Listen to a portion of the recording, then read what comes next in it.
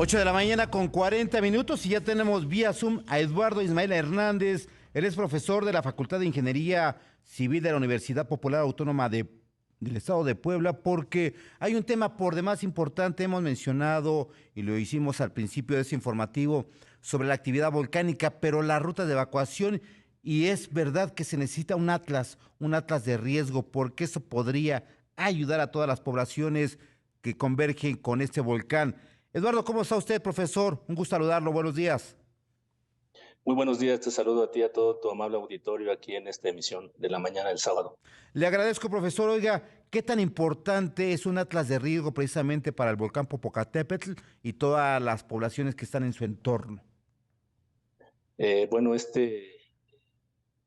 instrumento de gestión integral de riesgos es bastante importante porque precisamente su función es buscar que haya una actuación correcta de las autoridades de los tres niveles, y en ese contexto sí se recomienda ampliamente que se tenga este instrumento prácticamente para todos los municipios de nuestro país, no solo para, en este caso, para los municipios que están cerca del volcán Popocatépetl, sino la misma Ley General de Protección Civil hace referencia a este instrumento de gestión integral de riesgo. Y bueno, en ese contexto vale la pena recalcar varios términos que a veces pues damos por hecho de que se entienden, pero pues es importante que se destaque y que la gente conozca.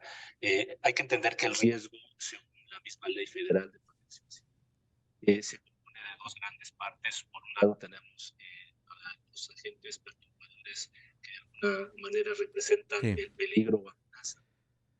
Profesor, vamos a hacer una pausa, vamos a ver si podemos recuperar el sonido, porque ya sabe, la tecnología a veces nos hace malas jugadas, sobre todo lo que tiene que ver con un internet que a veces está bien la señal, en otro aspecto pues no se escucha muy bien. Y mientras recuperamos esta conversación con el profesor Eduardo Ismael Hernández, lo que él dice, el atlas de riesgo, es algo muy importante porque se basa en estudios científicos, trabajos de ingeniería y también análisis preliminares, y esos esfuerzos pues van a permitir identificar y caracterizar los fenómenos perturbadores, tanto naturales como provocados por la acción humana. Y es que con esos atlas de riesgo, le voy a poner un ejemplo, en la Ciudad de México hay un atlas de riesgo, sobre todo en temporada de lluvia, donde hay encharcamientos, donde se detecta en qué lugares, qué zonas, qué colonias, qué bajo puentes son más proclives, tiene una tendencia más a inundarse,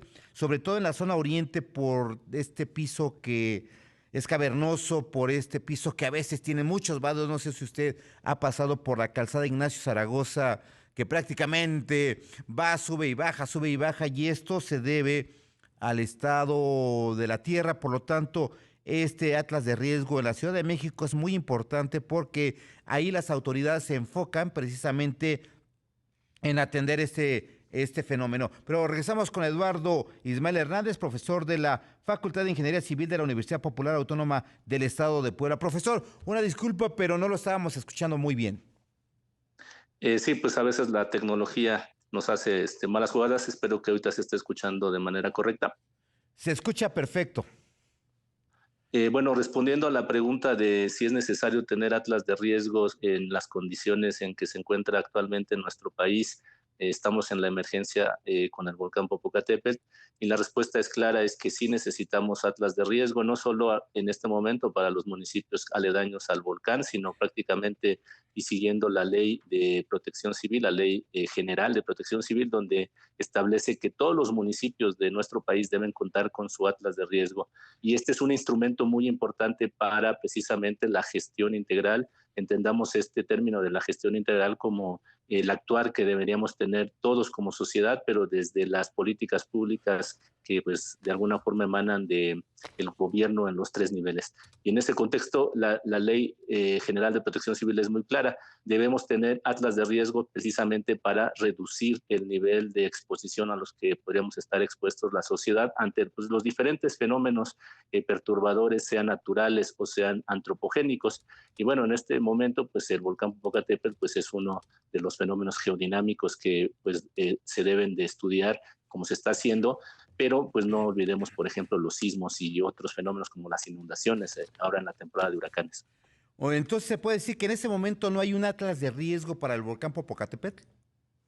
Sí se tiene. El gobierno federal tiene un atlas de riesgo para los peligros del volcán Popocatépetl, el cual vale la pena comentar que este es producto del trabajo técnico, científico e ingenierías que hay involucradas en este tema.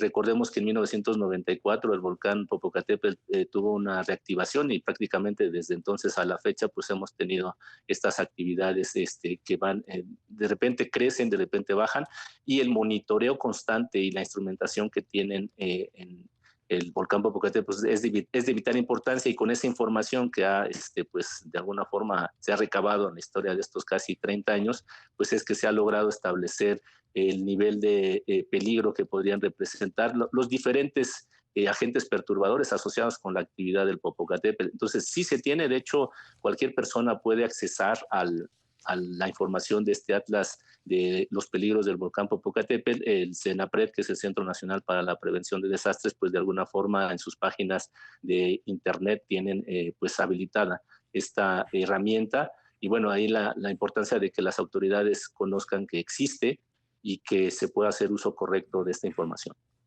Y sobre todo, ¿no? Con la ayuda de la población, porque ese atlas de riesgo también incluye las rutas de evacuación. Sin duda, de hecho, en el atlas de riesgo hay que entenderlo, no es un solo mapa, no es una simple representación gráfica pues en el mapa de los diferentes peligros. Evidentemente, como estrategias de mitigación de los riesgos, para eso sirve también el mapa, para que en primer lugar se establezcan, por ejemplo, las zonas de alto peligro potencial de exposición para con la sociedad, y por el otro lado, pues se tengan, pues de alguna manera, estas rutas de evacuación bien establecidas en caso de que se tengan que hacer las evacuaciones correspondientes. Entonces, sí, un atlas de riesgo debe contemplar tanto la descripción de los peligros, la descripción de la gente o la vulnerabilidad social a la cual puede estar expuesta precisamente las poblaciones cercanas principalmente, y de alguna manera las estrategias de mitigación o reducción, que pueden ser esta, y también deberíamos como sociedad conocer qué es lo que tendremos que hacer o qué es lo que tendríamos que hacer en caso de alguna emisión de la autoridad para que se tengan pues las acciones pertinentes como evacuación, por ejemplo. Entonces sí, la gente debe saber cuáles son las rutas de evacuación, y los gobiernos deben de difundir la información para que la gente precisamente conozca estas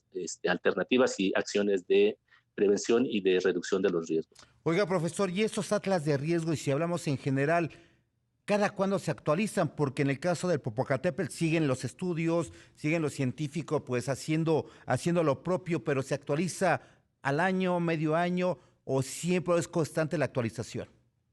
Es una buena pregunta. Desafortunadamente, aunque se menciona en la ley federal o la ley general de protección civil, así también lo mencionan en las leyes estatales de protección civil. Desafortunadamente yo veo que una problemática es que los cambios de gobierno en los tres niveles afecta mucho en esta actualización. No se hace como debiese ser. Eh, Hay atlas de riesgo que se hicieron, por ejemplo, por ahí del año 2006. Estaba recordando un programa que hicieron ahí en la SEDATU en el 2006, y siento yo que no se han actualizado de manera como se debiese. Y otro problema que también hemos detectado, que aunque están algunos municipios que sí tienen su atlas de riesgo, los atlas de riesgo no han sido generados de alguna manera de manera correcta con los criterios que establece pues el mismo Centro Nacional para la Prevención de Desastres. Dicho de otra manera, se ha politizado el tema de los atlas de riesgo, y siento yo que eso no es pues una ayuda, porque efectivamente los peligros, las amenazas naturales o antropogénicas, pues nos pueden afectar independientemente del color que se tenga pues en las autoridades, ¿no? En ese contexto sociopolítico. Y bueno, yo creo que sí habría que modificar la ley para que se establezca un periodo de actualización constante en el tiempo de los atlas de riesgo, al menos en los municipios que pues se sabe pueden estar afectados por fenómenos geodinámicos o hidrometeorológicos. Estamos hablando de que una porción importante de nuestro país, pues yo creo que sí, el 80%, donde viven pues el 80% de la población puede sufrir de manera simultánea los efectos nocivos de la naturaleza. Recordamos en el año 2017, en solo 2 meses, En el mes de agosto y septiembre tuvimos 2 grandes temblores, tuvimos 3 grandes huracanes y 2 potentes tormentas. Entonces, en ese contexto, creo que sí, actualizarlos constantemente es una política que se debiese seguir en nuestro país. Y se lo preguntaba porque incluso las rutas de evacuación, que son las que deben de estar pues prácticamente sanas, si lo mencionamos de esta manera, para que puedan circular, pues encuentran con baches, no hay mucho interés por parte de las autoridades, sobre todo en los municipios. Platicaba con un director de protección civil del municipio de Chalco, donde están los albergues, los primeros albergues en el Estado de México, y precisamente eso me decía, que las rutas que fueron a ver, pues si se tardan 12 horas en sacar todas las personas para los albergues, como están las rutas de evacuación, podrían tardarse hasta un día porque están mal en este momento, y le comentaba eso de los atlas de riesgo. Entonces, no sirve de nada tener un atlas de riesgo, en pocas palabras, si no se actualiza. Es correcto, porque los fenómenos que nos pueden afectar son evolutivos en el tiempo, es decir, están constantemente en cambio y hay que entender que los atlas de riesgo son producto técnico-científico y vale la pena referirme, por ejemplo, a que se construye una estimación en el futuro de lo que podría ocurrir, por ejemplo, con el Popocatépetl actualmente, y eso es función de lo que se ha observado en los últimos años gracias a haber instrumentado y monitoreado el Popocatépetl.